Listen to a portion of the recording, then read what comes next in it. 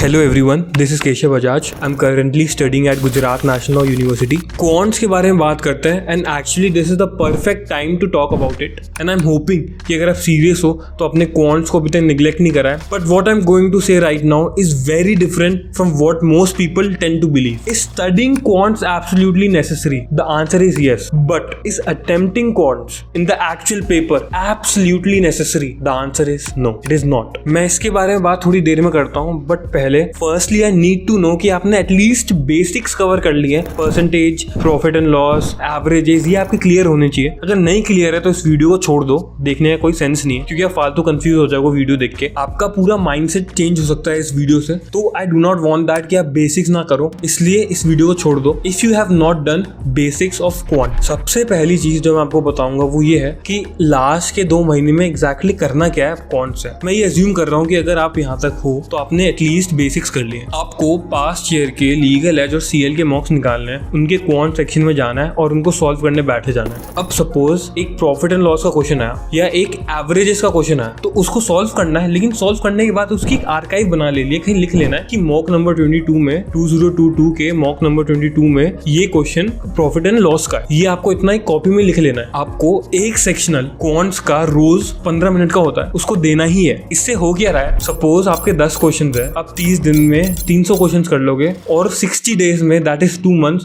आप 600 क्वेश्चंस कर लोगे. But this is not the important part. The important part is आपकी एक आर्काइव बन रही है जिसमें आप रोज एक particular type of question note कर रहे हो. ये तो इससे 2 चीज हो रही है. पहले तो आपने 600 क्वेश्चन सॉल्व करे, दूसरी आपकी आर्काइव बन रही है. अब ध्यान से सुनना, सपोज आपको दिक्कत आई प्रॉफिट एंड लॉस के क्वेश्चन में या टाइम स्पीड डिस्टेंस के क्वेश्चन में, तो आपके पास ऑलरेडी आर्काइव बनी हुई है कि ये रेलेवेंट क्वेश्चन है क्योंकि आप ऑलरेडी मॉक से आपने क्वेश्चन उठाए हैं. वो आप उन क्वेश्चंस को टाइमर लगा के वापस कर लो. प्रॉफिट एंड लॉस का एक बार में ऐसे clear, time speed distance clear, averages clear. आपके ऐसे ऐसे धीरे धीरे करके कंसेप्ट क्लियर होंगे. आपको मॉक्स के ही क्वेश्चंस करना है और कहीं रिफ्रेशर लेके मत बैठना, उनके पास सेट नहीं होते. प्लस मोस्टली जो क्वेश्चन होते हैं वो रेलेवेंट नहीं होते pertaining to CLAT. This is all you have to do. Last के 2 महीने में बहुत लोग क्वांट्स में घबराते हैं कि हमारी कैलकुलेशन फास्ट नहीं है, हम कैसे करेंगे, हमने 11th-12th में मैथ्स नहीं ली. मैथ्स का 11th-12th से कोई रिलेशन ही नहीं है क्वांट्स का. पहली बात तो ये मिथ है, ऐसा कुछ नहीं होता. सिंपल बेसिक क्वेश्चन होते हैं 10th के एप्टीट्यूड बेस्ड कि उसने 10% का प्रॉफिट लगाया तो उसका मल्टीप्लाइंग फैक्टर क्या बनेगा. ये सिंपल सा क्वेश्चन. तो ये सारे क्वेश्चन होते हैं, इनमें कोई डरने की बात नहीं है. तो इसलिए आपको लगता है आपकी कैलकुलेशन स्लो है, it does not matter. Exam में तब एक्चुअल पेपर होता है तो लोग माइंड में तो करते हैं लेकिन उसको क्रॉस चेक करने के लिए वापस लिखते हैं. तो उससे बेटर आप लिख के कर लो. आप सिंपल कैलकुलेशन लिख लो, आप 2+2 4 लिख लो, आप 4+4 8 लिख लो. आप बस लिख के कर लो, आपका आंसर नहीं गलत आना चाहिए क्वांट्स में. ये मैंने बहुत एंड में सीखा था. Repeating what you have to do. Firstly आपको रोज एक सेक्शनल देना है पास्ट ईयर के मॉक का. उससे सेकेंडली आइडेंटिफाई करना है particular type of question, profit and loss, averages, percentage, और उनकी एक आर्काइव बना लेनी. अब उन टॉपिक को आइडेंटिफाई करना है जिनमें आपको इशू आ रहा है और उन्हीं मॉक से आपने उनको लिखा होगा.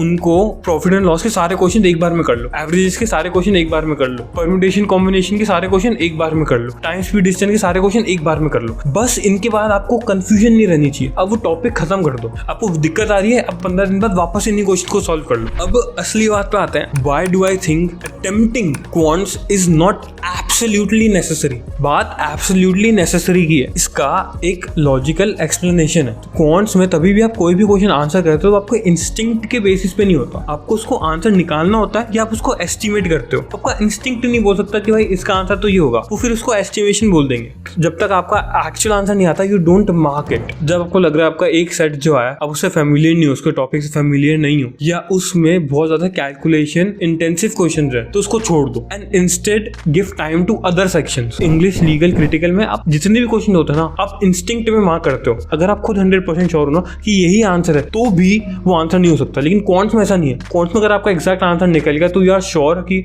आंसर वही होगा और आंसर वो ही होता है. लेकिन इंग्लिश, लीगल और सीआर में ऐसा नहीं होता. एंड इंग्लिश, लीगल, सीआर में आपकी इंस्टिंक्ट डेवलप हो जाती है which takes less time to mark अगर आपने पैसेज पढ़ लिया. तो क्वांट्स में अगर आपकी कैलकुलेशन वीक है ना, तो the reality is it does not matter. लेकिन वो कभी बार खुद को लगता है ना कि यार इंग्लिश का क्वेश्चन सॉल्व कर लेता है, इंग्लिश का एक पैसेज एक्स्ट्रा अटेम्प्ट कर लेता है, सीआर का पैसेज अटेम्प्ट कर लेता है, लीगल का वो पैसेज वो टॉपिक मैंने पढ़ रखा है तो उसको अटेम्प्ट कर लेता है. तो वही बात है क्वांट्स में. सारी बात माइंडसेट पे है. अब मैं ये क्यों कह रहा हूँ कि अटेम्प्ट करना जरूरी नहीं है लेकिन पढ़ना जरूरी है. सपोज आपका एक सेट बहुत ज्यादा इजी आ जाए जिसमें 500 क्वेश्चन आपको देखते देते ही बन रहे हैं, सिर्फ परसेंटेज की क्वेश्चन है, वो सिर्फ एडिशन करना है, सब सिर्फ सब्सट्रैक्शन करना है, सिंपल प्रॉफिट एंड लॉस के क्वेश्चन आ गए, तो उन क्वेश्चंस को आपको पहले अटेम्प्ट करना है कि उनके चांसेस है ज्यादा सही होने के, तो आपको उसमें कम टाइम लगेगा और उसकी एक्यूरेसी 100% होगी, नॉट इवन 99%, उनकी एक्यूरेसी लिटरली 100% होगी। तो इसलिए वो क्वेश्चन बहुत ज्यादा इंपॉर्टेंट बन जाता है। अगर आपने वो क्वेश्चन छोड़ दिया कि एक सेट जो एक्सट्रीमली ईजी है, अगर आपने ये सोच के गए कि मैं कौन सा अटेम्प्ट ही नहीं करूंगा, मैं उसके लिए पढ़ ही नहीं रहा, तो आप एक्चुअली में अब 120 से पेपर नहीं दे रहे, अब 107 या 108 से पेपर दे रहे हो। आप वो 12-13 मार्क्स ऑलरेडी छोड़ रहे हो, ऑलरेडी रेस से बाहर हो, क्योंकि आप अटेम्प्ट ही नहीं कर रहे वो पेपर। लोग 120 से अटेम्प्ट करेंगे, आप 108 से अटेम्प्ट करके उनसे ज्यादा कैसे ला सकते हैं, अनलेस आपके लीगल या जीके नेक्स्ट लेवल है, आपको लीगल और जीके से कंपनसेट करना पड़ेगा उस केस। तो इसीलिए आप क्वांट्स को छोड़ नहीं सकते, एटलीस्ट इन प्रिपरेशन। आपको 120 का पेपर बना है, 120 के पेपर ही अटेम्प्ट करना है, आपको 108 का नहीं बनाना। Attempting questions of quants at the moment, आपको ये सोचना पड़ेगा, आपको ये सेट अटेम्प्ट करना नहीं पड़ना, बिकम्स वेरी इंपॉर्टेंट। तो इसीलिए आपको ये देखना पड़ेगा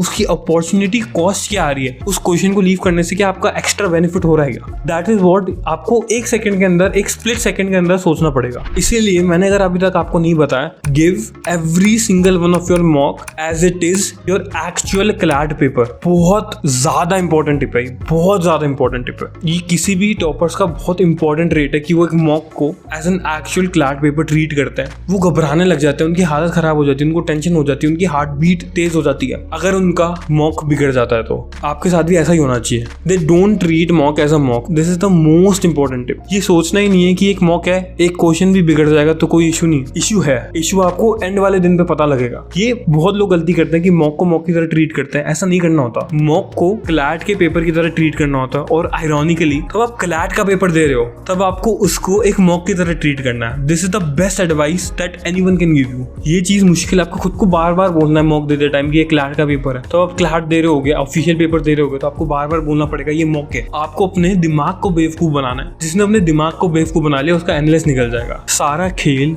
माइंड सेट का है। I am saying this again, preparation for quants is absolutely necessary, 100% no doubt, but attempting quants question is not absolutely necessary. आपको उस मोमेंट पे सोचना पड़ेगा, उस टाइम पे सोचना पड़ेगा कि मैं इस सेट को, इस क्वेश्चन को अटेम्प्ट करूं या नहीं करूं। ये माइंडसेट जिसका क्लियर है वो लोगों से एक कदम आगे। मैं लास्ट में कहना चाहूंगा कि क्लैट ज्यादा दूर नहीं है, आपके पास टाइम भी है। ये मत सोचना कि टाइम नहीं है, कभी भी ये नहीं सोचना होता। क्लैट से एक दिन पहले भी आपके पास टाइम है, आप कर लोगे। That is all I wanted to say. This is Keshav Bajaj signing off, bye, thank you. एक लास्ट चीज़ बताना चाहूँगा, मैं एक एडवोकेट के अंडर इंटर्नशिप कर रहा हूँ सुप्रीम कोर्ट में। तो इफ़ यू आर इंटरेस्टेड कि इंटर्नशिप वगैरह कैसी होती है, मैं एक्सपीरियंसेस मेरे इंस्टाग्राम पे शेयर करूँगा, तो if you like you can join.